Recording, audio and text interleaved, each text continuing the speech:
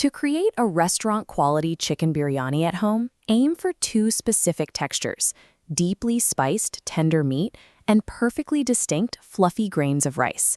And you can achieve both entirely on the stovetop. Your primary tool for this process is a 4-quart, heavy-bottomed Dutch oven or cast iron pot. That thick base is required to regulate the heat and prevent your bottom layer of food from burning. The methodology breaks down into 3 phases. First, we marinate the chicken. Second, we parboil the rice. Finally, we combine them for a sealed, layered steam. By separating the initial cooking times of the rice and the chicken before bringing them together, we solve the most common biryani mistake. It's the structural technique that guarantees the final dish won't collapse into a mushy, overcooked stew. Step 1 is building the flavor base. Coat your chicken in a wet marinade of yogurt, ginger and garlic paste, lemon juice, mint, and spices. Once mixed, this must rest in the refrigerator for a strict minimum of 30 minutes. While the chicken rests, soak a pinch of delicate saffron threads directly into 2 tablespoons of warm milk to begin the infusion. This parallel step gives the liquid time to extract the saffron's vibrant color and earthy aroma. Next, we prepare the barista. These are thinly sliced yellow onions that are fried until they become completely crisp and golden brown. To execute this, heat a few tablespoons of ghee in your heavy-bottomed pot over medium heat. Fry the onions for 15 to 20 minutes, stirring frequently. Once they are crispy, remove the onions, but leave all of that highly flavored residual ghee behind in the pot. Take 1/4 of those finished barista onions and fold them directly into your resting chicken marinade. The deep caramelization of the barista creates a sweet, structural flavor anchor. As the dish cooks, that sweetness will cut right through the intense, heavy spices of the meat. Step 2 is managing the starch.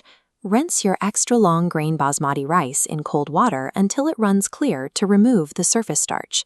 Then, submerge the grains in fresh water for a mandatory 20-minute soak. If you skip the soak, the grains remain brittle. They will hydrate unevenly and are highly likely to snap and break under the pressure of the boiling water. Set up your boiling environment in a separate saucepan. Bring 8 cups of water to a boil, heavily seasoned with salt and whole spices, black cumin seeds, bay leaves, star anise, cardamom pods, and whole cloves. This diagram tracks the cooking progression of a single grain of rice. Once you drop the soaked rice into the boiling water, your target zone is exactly 90% doneness. This creates a strict 5 to 6 minute boiling window. To identify that 90% threshold physically, test a grain between your teeth. The outside will be tender, but there must be a slight bite, or resistance, remaining right in the center. The exact moment you detect that internal resistance, drain the parboiled rice immediately into a colander to rapidly halt the boiling process. Pulling the rice from the water early gives it room to finish cooking later. It is your physical defense against the grains turning into a solid block of starch during the final steaming phase. Now we assemble. Return to the heavy pot containing your reserved ghee. Add the marinated chicken and sear over medium heat for 8 to 10 minutes, turning it halfway, until the meat reaches 80% doneness. Leave the chicken sitting in an even layer at the bottom of the pot.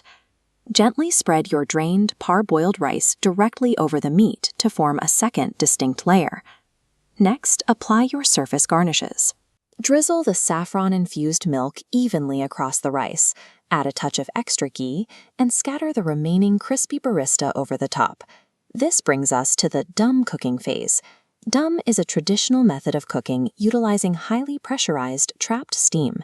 Cover the pot with foil, a lid, and a weight. Heat on low for 20 minutes.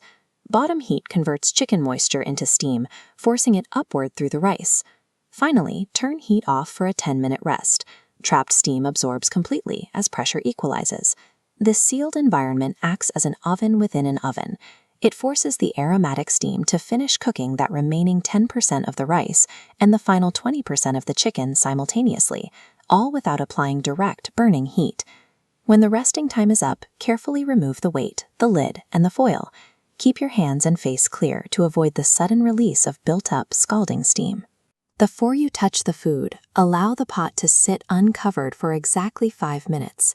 This lets the delicate rice grains firm up as they hit the cooler air. For the final mix, use a fork or a silicone spatula. Instead of vigorously stirring, gently lift and fold the rice, working from the outside edges inward to combine the layers.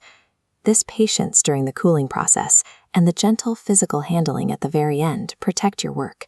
It keeps the grains intact, elevating the final plate from a heavy stew into a structurally precise, authentic chicken dum biryani.